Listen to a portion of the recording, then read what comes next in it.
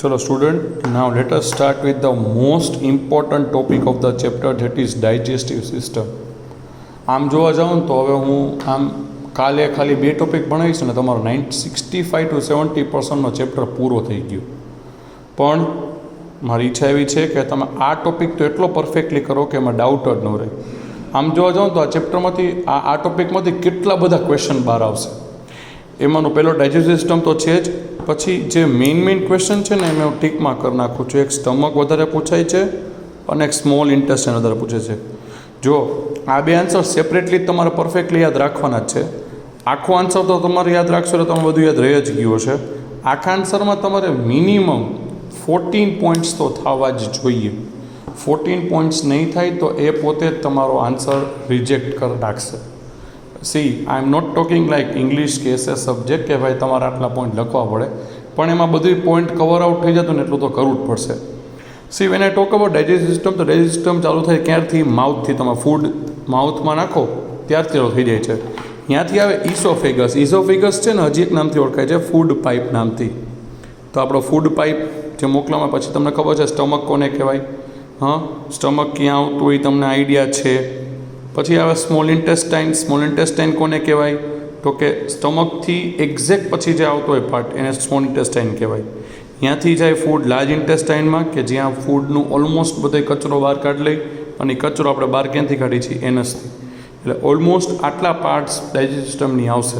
પણ ડાયજેસ્ટિવ સિસ્ટમમાં તમારે મેઇનલી જે ક્વેશ્ચન પૂછાય છે એ આ બે સેપરેટ 2 માર્ક્સના પૂછાઈ જાય છે. સો બી રેડી ફોર ધેટ ટુ. હજી એક ક્વેશ્ચન છે જેમાં મેં સ્ટાર કરી રાખ્યા છે પોઈન્ટ્સ. એ સ્ટાર કરેલા પોઈન્ટ્સ છે ને હજી એક ક્વેશ્ચનમાં કામ લાગે છે, કે એવું તમને લાસ્ટમાં કહીશ, don't worry. So let us start with the most important topic, that is digestive system. So digestive system starts once we start eating and put food in our mouth. જ્યારે આપણે માઉથમાં મતલબ કે મોઢાની અંદર ફૂડ નાખીએ છીએ, ફૂડનો ટુકડો નાખો ત્યારથી તમારું ડાયજેસ્ટિવ સિસ્ટમ ચાલુ થઈ ગયું. ઓકે, ડાયજેસ્ટિવ સિસ્ટમમાં મેઇનલી કઈ part? Mouth, oesophagus, small intestine, large intestine and anus, જે મેં તમને સમજાવ્યું એ પ્રમાણે.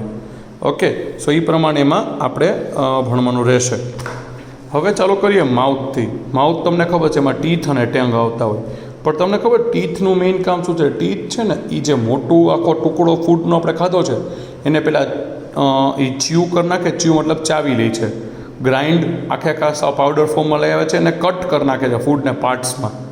સો it helps in chewing, grinding and cutting the food. Tongue also helps in providing the path to the food. આપણા ફૂડને path provide કરે. તમને ખબર છે ટંગ છે એનો શેપ જ એવો છે કે ફૂડ અંદર સીધું વયું જાય. ઉપરાંત તમને ખબર છે કે એ લિક્વિડવાળું હોય છે. લિક્વિડને શું કહે છે? It contains saliva. So it also mix saliva with the food. હવે સલાઈવા તમને એમ લાગે છે કે સલાઈવા શું કરતું હશે? તો ફટાફટ એ પાણીવાળું થઈ ગયું એટલે ફટાફટ નીચે વયું જાય. એમ નથી. રાઈડ નથી કોઈ સ્લાઇડ જેવી. એ સલાઈવા શું કરે? એમાં એક અમાઇલેઝ નામનું એક એન્ઝાઇમ હોય. જો મેં સ્ટાર કર્યો છે. Water enzyme. એન્ઝાઇમ છે ને એક જાતના એવા સબસ્ટન્સ છે જે આપણું ડાયજેશનને સ્પીડી કરી નાખે. એટલે શું કરે આ એન્ઝાઇમ? શું કરશે? ફૂડમાં જેટલું પ્રોટીન, ગ્લુકોઝ દેખાતું હશે ને, આપણે ફૂડ ખાઈએ એમાં સેજ તો મીઠાશ હોય, અને મીઠાશ હશે એટલે શું હશે? શુગર હશે. એ શુગરને એ લોકો ગ્લુકોઝમાં કન્વર્ટ કરી નાખે. શુગરની ફોર્મ્યુલા શું છે? તો યાદ રાખજો, C12H22O11. એને કેમાં કન્વર્ટ કરે છે? ગ્લુકોઝમાં, C6H12O6. તમારે કાંઈ યાદ રાખવાનું નથી, તમારે તો ખાલી યાદ રાખવાનું છે કે it converts sugar into glucose. Please remember the name. Saliva contains salivary amylase which convert sugar into glucose. હવે ઓલમોસ્ટ આપણું ફૂડ બધું ડાયજેસ્ટ થઈ જશે માઉથની અંદર, પણ જે ફૂડ વધેલું ઘટેલું જે ડાયજેશન બાકી જ નહીં, કોને મોકલવામાં આવશે? સ્ટમકને. પ્લીઝ નોટિસ દેટ કે આટલામાં જ ફૂડ અડધું પડધું ડાયજેસ્ટ થઈ ગયું છે. બાકીનું કોને મોકલવામાં આવે છે? સ્ટમકને, વાયા ઇસોફેગસ. ઇસોફેગસ તમને ખબર, ઇસોફેગસ એટલે શું થાય? ઇસોફેગસ એટલે ફૂડ પાઇપ. યસ બેટા. ચલો, now let us start with the stomach. Stomach છે ને, સ્ટમક એ છે ને એને આમ જોવા જાવ તો એનું મેઇન કામ છે ફૂડને વધારે હજી ગ્રાઇન્ડ કે કટ કરવાનું. હવે what's better than the acid? ફૂડને શું કરે? એસિડિક કરી નાખે. એટલે ફૂડની અંદરનું જેટલું સારી વસ્તુ હશે ને નીકળી જશે, જેમ કે પ્રોટીન. તો stomach receive secretion of pepsin from the liver. સ્ટમકની બાજુમાં જ લીવર આવતું હોય. તમે જો કદાચ બેટર હોય ને તો તમે તમારી ટેક્સ્ટબુક બાજુમાં રાખજો, ઓર એલ્સ કે હું તમને એક ડાયાગ્રામ મોકલીશ, ડાયાગ્રામ બાજુમાં રાખો તો તમે શું કરી શકો, જોઈ શકો આને એક્ઝેક્ટલી. તો પેપ્સિન ફ્રોમ ધ લીવર, લીવરની અંદરનું પેપ્સિન હશે એ પેપ્સિન મળશે આને. અને પેપ્સિનની અંદર એક એન્ઝાઇમ છે જેનું નામ છે પેપ્સિનોજન. એ પેપ્સિનોજન છે ને એ હાઇડ્રોક્લોરિક એસિડથી બનેલો છે, એટલે આ પેપ્સિન લિક્વિડ. હવે એ શું કરે, પ્રોટીનને ડાયજેસ્ટ કરી નાખે છે, ઉપરાંત આ ફૂડને એસિડિક બનાવે છે. એસિડિક મતલબ ફૂડના કટકા કરી નાખે, ફૂડને ડાયજેસ્ટ કરી નાખે. તો ફૂડને ડાયજેસ્ટ કરી નાખ્યું.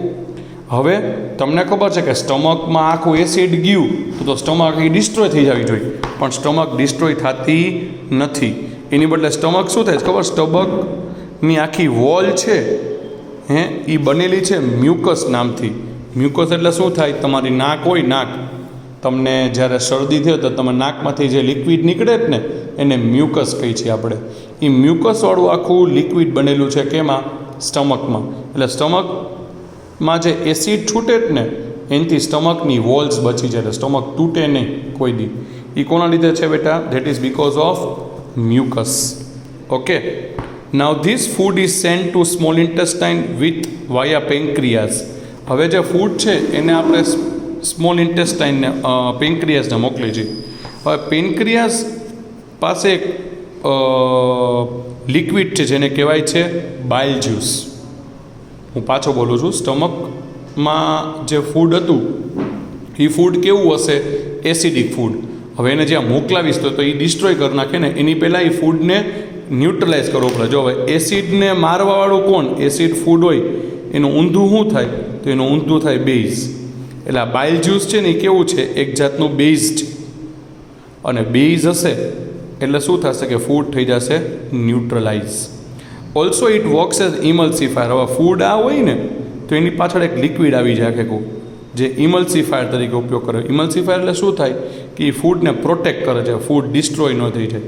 આગળ જતા ને એમાંથી ડાયજેસ્ટ કરવાનું ને એટલે એ ડિસ્ટ્રોય ન થાય એની માટે એ ઇમલ્સિફાયર તરીકે એક્ટ કરે છે. સો આટલું તો આપણને સમજાઈ ગયું બેટા એક્ઝેક્ટલી કે ઇમલ્સિફાયર કોણ એક્ટ કરે છે, બાઇલ જ્યુસ. બાઇલ જ્યુસ એક જાતનું ઇમલ્સિફાયર છે. અહીંયા બધું બધાને સમજાઈ ગયું હશે. નેક્સ્ટ વાત કરી સ્મોલ ઇન્ટેસ્ટાઇનની. Small intestine receives following enzymes. હવે પાછો એન્ઝાઇમ્સવાળો પાર્ટ આવ્યો. એન્ઝાઇમ શું કરે, જે વસ્તુ છે એને ફટાફટ ડાયજેશન કરી નાખે. એમાં 3 વસ્તુ હોય, પેન્ક્રિયાટિક અમાઇલેઝ, લિપેઝ અને ટ્રિપ્સિન. અમાઇલેઝ તો આપણે આગળ જ જોયું. અમાઇલેઝનું કામ શું હોય છે આપણે જોયું હમણાં જ. અમાઇલેઝનું કામ છે ગ્લુકોઝમાં કન્વર્ટ કરવું.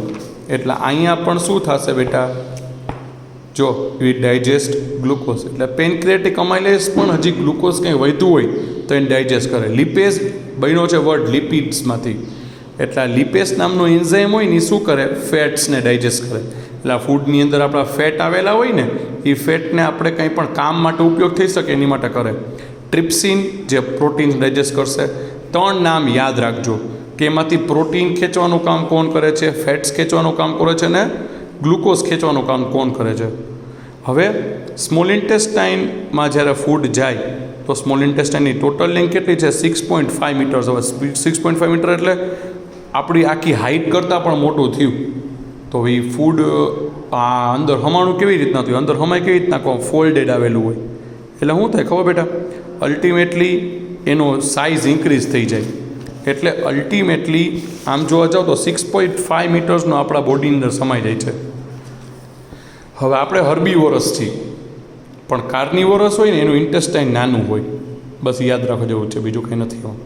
ના સ્મોલ ઇન્ટેસ્ટાઇન કન્ટેન્સ અ ફિંગર લાઇક પ્રોજેક્શન કોણ, વિલાય. વિલાય જેવા આ વિલાય એટલે શું થાય, અલ્ટિમેટલી આવા પ્રોજેક્શન આવેલા હોય એમાં એક્ઝેક્ટલી.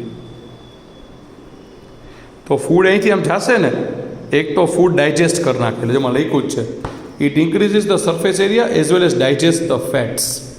ઓકે, ડાયજેશનમાં પણ કામ લાગે છે ને. It increases the area. Area કેમ ઇન્ક્રીઝ કરે, જો આટલા જ એરિયામાં ઘણો બધો યુઝ થઈ ગયો, જો surface M.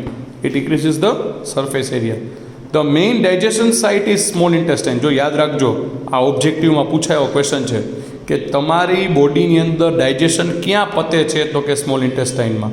And the remaining food is then sent to large intestine. બાકીનું ફૂડ ક્યાં મોકલાવી દેવામાં આવે છે, લાર્જ ઇન્ટેસ્ટાઇનમાં. છેલ્લું વધેલું ઘટેલું ફૂડ લાર્જ ઇન્ટેસ્ટાઇનમાં મોકલું તો એ ફૂડમાંથી જેટલું પાણી કાઢવાનું હોય ને એ પાણી કાઢી લે અને બાકીના કોઈ યુઝફુલ મિનરલ વધતા હોય એ પણ કાઢી લે. છેલ્લે વધ્યું હું સોલિડ પેસ્ટ, એ ક્યાં મોકલવામાં આવે? રેક્ટમમાં. સવારે પ્રેશર આવે એટલે એનસની બહાર નીકળી જાય. તો અહીંયા તમારી અહીંયા તમારી ફૂડ સિસ્ટમ ડાયજેસ્ટિવ સિસ્ટમ પૂરી થઈ.